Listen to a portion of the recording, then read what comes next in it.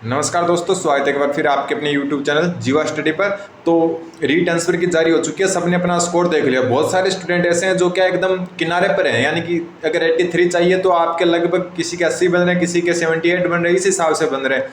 उनको सबके क्या एक एक नंबर बहुत ज़्यादा कीमती है। तो इस वीडियो में आपको कुछ क्वेश्चन बता देता हूँ। सबसे पहले मैं आपको 23 तारीख की जो सेकंड शिफ्ट है उसके कुछ क्वेश्चन बताता हूँ, जिस पर आपको क्या ऑब्जेक्शन लगा देना चाहिए। क्योंकि वैसे तो क्या होता है कि अगर एक ने ऑब्जेक्शन लगा दिया और वो क्वेश्चन चेंज होता है तो वो सबके चेंज होता है, लेकिन आपको अगर आपके नंबर कम बन रहे हैं, एक दो नंबर कमी हो रही है, तो आपको खुद को लगा देनी चाहिए ऑब्जेक्शन, ताकि थोड़ा सही रहे। अब देखो, एक जो क्वेश्चन है, क्वेश्चन नंबर 5 ए सीरीज है ये 23 की सेकंड शिफ्ट की, ठीक है। तो एक बात और, नॉर्मलाइजेशन होगा तो सबसे ज़्यादा फायदा होगा वो ए सीरीज को होगा। इसलिए आपके अगर एक एक दो दो नंबर बनकर अगर 5 नंबर भी पीछे हो आप, या 7 नंबर भी पीछे हो 82 83 से, तो भी आप उसको क्लियर कर सकते हो। क्यों? क्योंकि अगर 2-3 बोनस मिल जाते हैं और 2-3 आपको क्या नॉर्मलाइजेशन में मिल जाते हैं तो आपका क्लियर हो जाएगा। तो एक एक नंबर कीमती है। अब देखो, एक तो ये 5वां क्वेश्चन है, इस पर सबसे ज़्यादा चल रहा है और ये लगभग बोनस में जा सकता है, ठीक है। इसमें क्या क्वेश्चन है कि एक बालक की वर्दी में कौन सा कारक संबंधित नहीं है। तो इसमें जो है निद्रा और जो अधिवास है, इन दोनों में कंफ्यूजन चल रहा है, लड़ाई चल रही है, ठीक है। बोर्ड ने क्या माना है, इसका अधिवास माना है, डी माना है, ठीक है। लेकिन निद्रा भी और अधिवास ये दोनों वैसे क्या प्रभावित करते हैं, ठीक है। जो वर्दी होती है इससे संबंधित होते हैं। पोषण और स्वास्थ्य तो होता ही है, निद्रा भी होती है और अधिवास भी होता है, यानी कि इसमें उत्तर है ही नहीं। ऐसा है ही नहीं कि जिसमें आप नहीं कह सको। अधिवास भी आपने देखा होगा, चाइना के लोग अलग टाइप के होते हैं, भारत के लोग अलग टाइप के होते हैं, इंग्लैंड के अलग टाइप के होते हैं, रशिया के अलग टाइप के होते हैं। नींद भी क्या है, उतनी जरूरी है आपके स्वस्थ वर्दी और विकास के लिए। अगर आप नींद ना लो 2 दिन में पागल हो जाओगे। तो इसमें ऐसा कोई ऑप्शन ही नहीं है जो क्या आपका उत्तर नहीं हो सकता।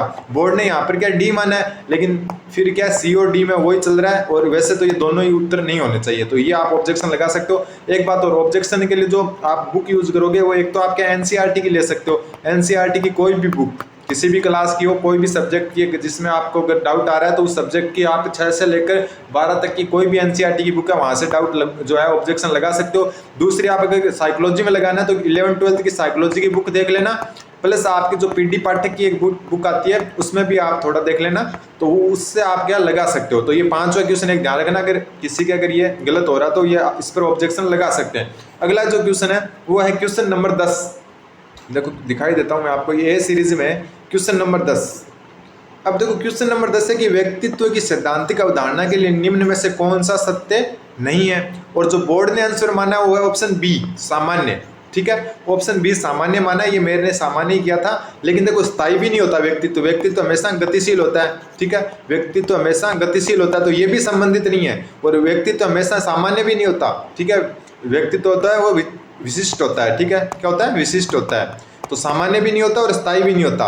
तो या तो ये दोनों उत्तर माने जाएंगे, ठीक है, या तो क्या होगा, ये दोनों उत्तर माने जाएंगे, या फिर क्या है आपको ये क्या है, जो सी है स्थायी तो बिल्कुल नहीं होता। ऑल पर्ट की जो परिभाषा है उसमें भी साफ साफ लिखा है कि गतिशील होता है, गत्यात्मक होता है। तो स्थिर ऑप्शन क्या है, ये भी नहीं है संबंधित, मतलब सत्य नहीं है। तो ये दोनों ऑप्शन में क्या तकरार चल रही है, और बोर्ड ने बी माना है, तो आप सी पर आराम से लगा सकते हो। ऑल पर्ट की परिभाषा आप लगा सकते हो अंडरलाइन करके, उसमें साफ साफ लिखा है कि गतिशील होता है व्यक्तित्व। तो ये थोड़ा सा आप इस पर ध्यान रखना। क्वेश्चन नंबर 5 और 10 हो गए। अब जो एक क्वेश्चन है तीसरा, क्योंकि 3 नंबर बहुत ज्यादा होते हैं। 17 नंबर क्वेश्चन देखो, 17 नंबर, ये देखो 17 नंबर क्वेश्चन में क्या है कि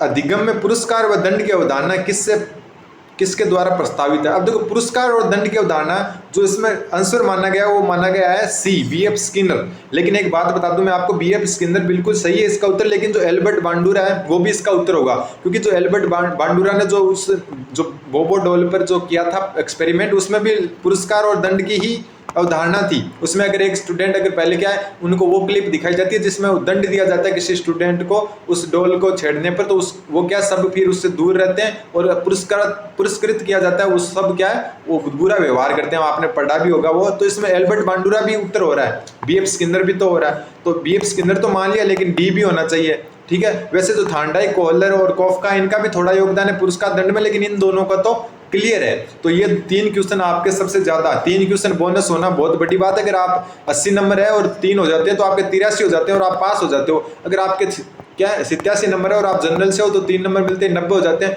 बाई चांस आपके 78 नंबर है और 3 ये मिल जाए तो आपके हो जाएंगे 81, और फिर 2 अगर 3 नॉर्मलाइजेशन में मिलते हैं आप पास हो सकते हो।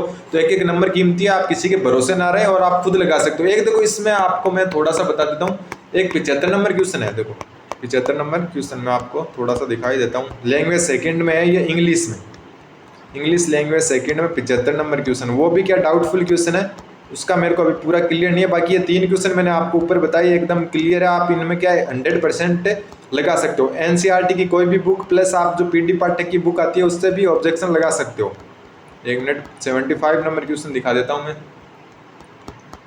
लैंग्वेज हरियाणा का नीचे चला गया, वो अभी आ जाएगा। 75 इंग्लिश, देखो ये रहा 75 नंबर इंग्लिश। जो एक कम्युनिकेटिव अप्रोच है in teaching of English has been president and developed by या डेवलप्ड इन, कौन सी कंट्री में डेवलप हुआ था जो कम्युनिकेटिव अप्रोच है।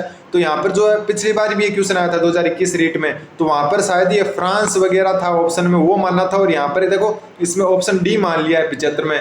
तो ये थोड़ा सा आप देख लेना, क्योंकि इसमें ज़्यादा सी के चांस बन रहे हैं। तो ये क्वेश्चन में हालांकि ये कन्फर्म नहीं बता रहा मैं आपको, लेकिन इसमें सी के चांस ज़्यादा बन रहे हैं डी से ज़्यादा, ठीक है। क्योंकि पिछली बार जो आया था इसमें शायद उन्होंने फ्रांस और जो ब्रिटेन है वो उत्तर माना था इस हिसाब से।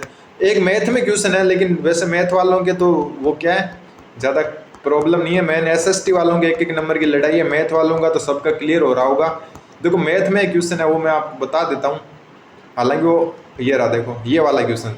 इसमें क्या है कि ये एंगल पूछा था यूपीएस, तो ये 90 डिग्री होगा, उत्तर सही है, बिल्कुल सही उत्तर है इसका, ठीक है। लेकिन इसमें जो सबसे मेन प्रॉब्लम है वो ये है कि जो ये 90 डिग्री तो हो जाएगा, लेकिन इसके लिए जो ये पैरेलल की शर्त दी हुई है समांतर की कि पीएस है ना, ये वाली पीएस, ये वाली ये समांतर है इसके, लेकिन ये 90 डिग्री तभी होगा जब इन दोनों के भी समांतर की शर्त दी हो क्वेश्चन में। तो इन दोनों के समांतर की शर्त दी नहीं हुई, मान लो कि ये तो ऐसे बन गया, समांतर है ये दोनों, तो अब मान लो कि ये कितने भी बन सकता है, ये ऐसे भी बन सकता है ना, ही तो कहीं पर लिखा हुआ है कि समांतर चतुर्भुज है, सिर्फ ये एक शर्त दे दी जिसकी वजह से ये 90 होना जरूरी नहीं है। हाँ 90 हो सकता है लेकिन जरूरी नहीं है, कितना भी हो सकता है। इसलिए क्या ये थोड़ा सा डाउटफुल है, क्योंकि क्वेश्चन ही पूरा नहीं है ये, क्योंकि इसमें एक और शर्त देनी थी कि जो PQ है वो भी समांतर है RS के, तब जाकर ये क्या होता पूरा क्लियर होता।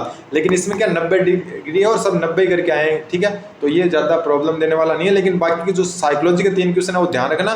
24वीं तारीख के दोनों शिफ्ट के मैं अगले वीडियो में बताता हूँ कि कौन कौन से क्वेश्चन डाउटफुल है। धन्यवाद।